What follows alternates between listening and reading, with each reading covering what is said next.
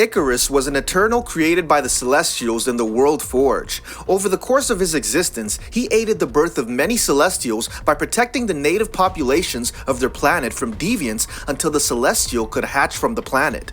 Like most other Eternals, he had his memories reset and stored in between the missions, believing himself to be from the planet called Olympia. 7,000 years ago, Ikarus was one of the 10 Eternals assigned by Arishem to Earth, alongside Ajak, Kingo, Sprite, Phastos, Makari, Druig, Gilgamesh, Thena, and Cersei, whom he quickly took a liking to. The Eternals settled in the ancient Babylon, where some of them became engaged with humanity, while Cersei and Ikarus consummated their relationship. However, soon after Babylon, Ajak revealed to Ikarus that their mission would end up with the emergence of a new Celestial and the destruction of the planet. This was kept secret from the others, and after about 1,000 years, Ikarus and Cersei got married and spent the next 5,000 years together, living all over the world. After the last deviants on Earth were believed to be destroyed, Ajak told the others that their mission was over and to go their own ways and live lives among the humans. Cersei remained with Ikarus for a time, until he suddenly disappeared without explanation, the weight of knowledge pushing him away from Cersei, who loved humanity. In 2023, the blip suddenly restored half of the humanity snapped by Thanos back to life, accelerating the awakening of the celestial Tiamat. Ikarus found Ajak, who by now had grown to respect humanity and didn't wish to see it die. Unwilling to betray his mission to Arishem, Ikarus took Ajak to Alaska and allowed her to be killed by a small group of recently unfrozen deviants.